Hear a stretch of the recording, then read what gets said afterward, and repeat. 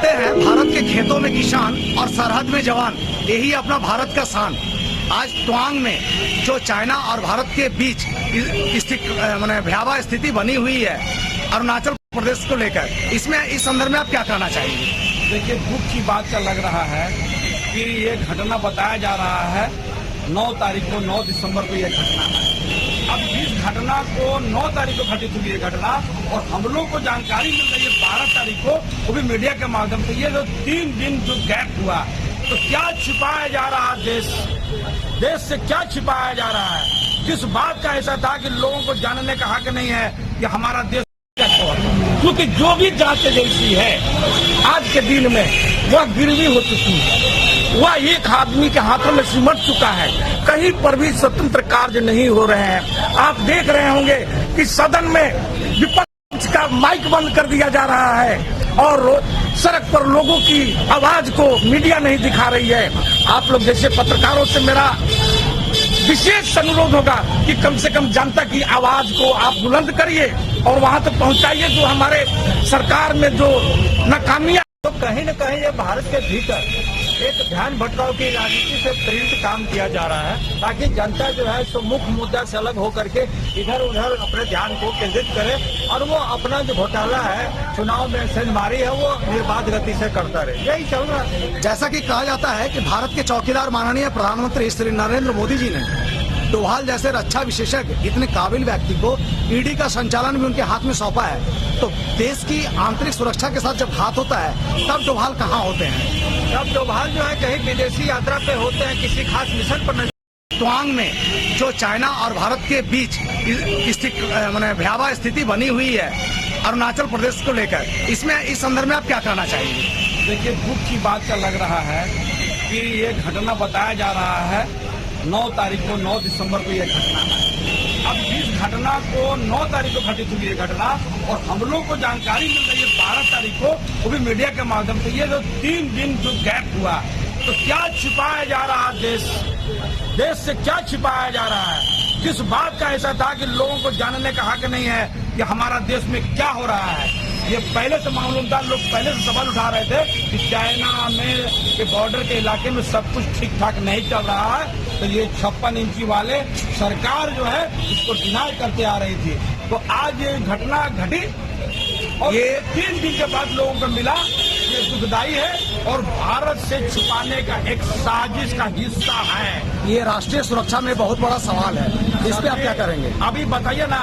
दूसरा सबसे बड़ा सवाल है कि हमारे वीर सैनिक, अनुशासित वीर सैनिक घायल हुए, तो क्यों नहीं भारत के चौकीदार और भारत के 56 इंची सरकार के मंत्रिमंडल ने वो घायल सैनिकों को देखने के लिए गए, हॉस्पिटल गए?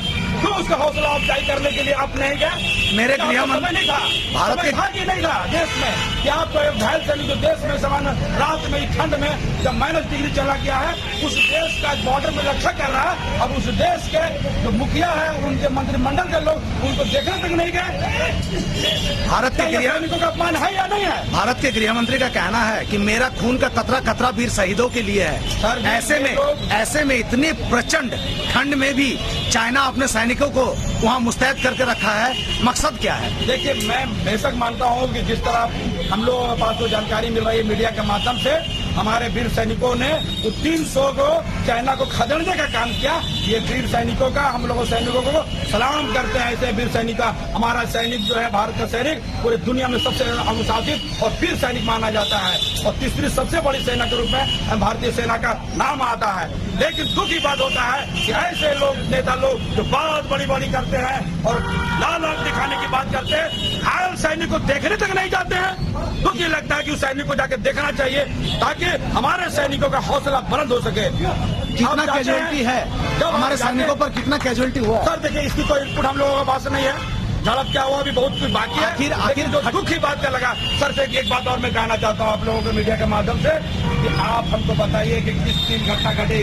8 तारीख को गुजरात का काउंटिंग चल रहा था, उससे पहले वहाँ भीड़ जमा हुई होगी, कुछ न कुछ इनपुट हो गई और उसके बाद 9 तारीख को ये पूरा जश्न लोग मनाया गया और उस दिन हमारा वीर सैनिक के सामने मतलब जो है ना घात लगा के हमला करने का काम किया गया है और हम लोगों सैनिक अगर मजबूत नहीं रहते तो बड़ा कैजुअलिटी नहीं होता। तो ये समझने की चीज है कि देश से आज छिपाया जा रहा है। मैं माननीय चौकीदार से निवेदन करता हूँ कि चौकीदार साहब आप जाइए हमारे घायल सैनिकों को जाकर देखने का काम करिए।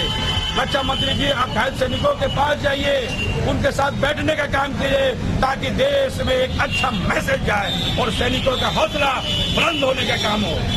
बहुत बहुत धन्यवाद आजाद जी। अक्सर आप समाज को आईना दिखाने के काम किए हैं। मेरा अहम सवाल अभी हमारे एक बुद्धिजीवी हैं, वरिष्ठ पत्रकार हैं और समाज सेवी भी हैं, रवि रंजन जी, शिव रंजन सिंह जी जो हमारे पास हैं। क्षमा चाहता हूं, हमारे रवि रंजन भी बगल में खड़े हैं। और हम मेरा सवाल है शिव रंजन सिंह जी से कि किसी राज्य में अगर चुनाव हो और उस वक्त हमारे वीर शहीदों का, जवानों का अगर शहीद हो तो उनके मामले को रोका क्यों जाता है? घटना 8 तारीख का है। इस प्रसंग में कहना यही है कि हमारे देश में जो अभी राजनीति चल रही है 14 से अब तक, वो है ध्यान भटकाव किया जाए। हकीकत कुछ और होता है, दिखाया कुछ और जाता है। जहाँ तक बात है चुनाव लेकर के, अगर मान लीजिए अभी हाल ही में गुजरात में चुनाव हुआ, हिमाचल प्रदेश में चुनाव हुआ, दिल्ली में चुनाव हुआ और उधर चीन के सीमा पर जो हमारे जवान शहीद हो रहे हैं, तो कहीं न कहीं एक कुठाराघात राजनीति हमारे देश में चल रही है। इसमें हमारे देश के चौकीदार हो या रक्षा मंत्रालय हो, ये सब के सब जिम्मेदार है। सबसे बड़ा मैं पूछना ये चाहता हूँ, जिनको अपने राष्ट्रीय सुरक्षा का पहरेदार बना मिस्टर डोभाल क्या कर रहे हैं, उनका खुफिया रिपोर्ट क्या कर रहा है?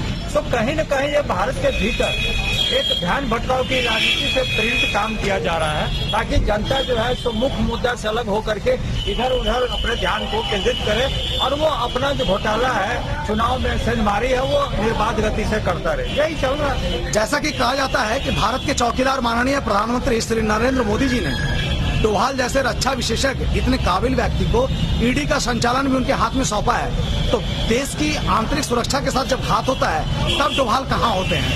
तब डोभाल जो है कहीं विदेशी यात्रा पे होते हैं, किसी खास मिशन पर नजर आते हैं, जो कि उनका पहले से पूर्व एजेंडा रहता है।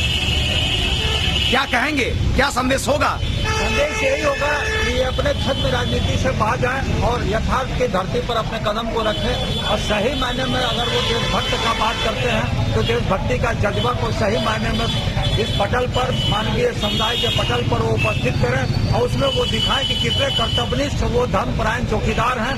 तभी हम मानेंगे कि हमारा देश सुरक्षित हाथों बना, हमारा देश और सुरक्षित के हाथों में चला गया है और इसके लिए कहीं न कहीं हम जनता जनार्दन से भी भूल चूक हुई है। मैंने ये साफ शब्दों में कह सकते हैं कि हमारे भारत का आन बान शान पर अगर घात होता है तो हम भारतीय चुप नहीं बैठने का काम करेंगे। जी, यही हमारा संदेश। बहुत बहुत धन्यवाद शिवरंजन जी। और अब आ रहे हैं हम रवि रंजन जी के पास। तवांग में जो कुछ भी हो रहा है, कृपया आप ध्यान आकर्षित करेंगे।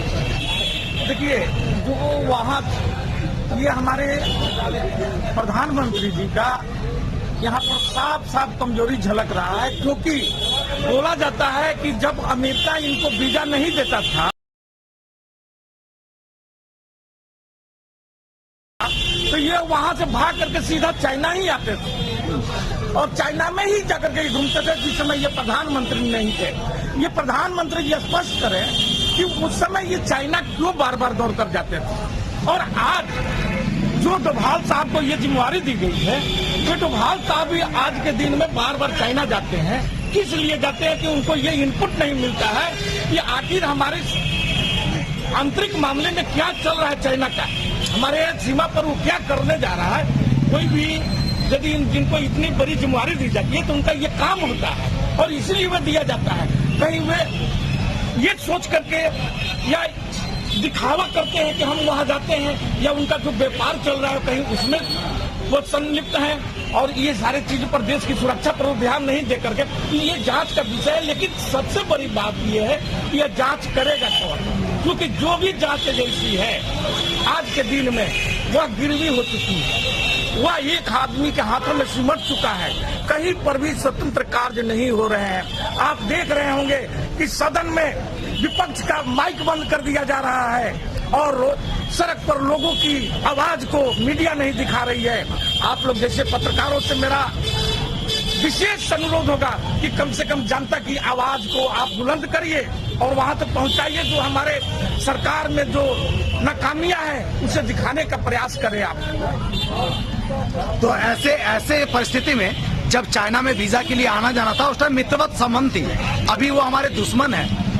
सवाल हमारा ये नहीं है, आज हमारे जवानों को कौन संचालित करेगा और उनकी सूद कौन लेगा जो कैजुअलिटी हो रहा है। देखिए, हमारा जवान बहुत ही वीर है और वे लड़ने मरने पर तैयारी है, लेकिन जो आपकी उसको संचालित करने वाला व्यक्ति ही कमजोर हो जाएगा, जो डिसीजन नहीं लेगा।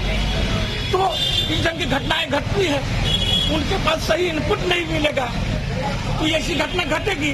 और उसको भी छिपाने का जो कार्य किया जा रहा है, चुनाव को देख करके, गुजरात चुनाव को देख करके इसको छिपाया गया। ये घटना बहुत पहले से चली आ रही थी, लेकिन क्योंकि गुजरात में चुनाव था और हमारे माननीय को चुनाव सबसे प्रिय चीज है, वे किसी भी हालत में चुनाव जीतना चाह रहे थे। आपको एक चीज और बता देता हूँ कि आप चुनाव के भी बारे में जान लीजिए कि जो गुजरात में खेला किया गया है वो शायद आज पूरा विश्व हतप्रभ है कि 5 बजे से 6 बजे के बीच में जो 6.5% से 7% का वोटिंग हुआ है।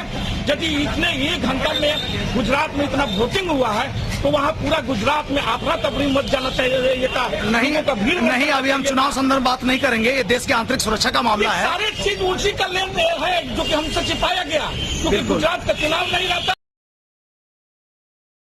ये मामला बिल्कुल आपकी भावना भारत के साथ है, मैं समझ सकता हूं, इसलिए आप चुनाव का बात उठा रहे हैं। चलिए, बहुत बहुत धन्यवाद।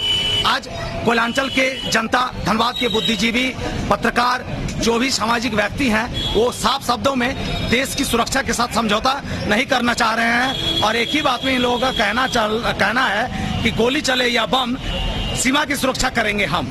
धन्यवाद।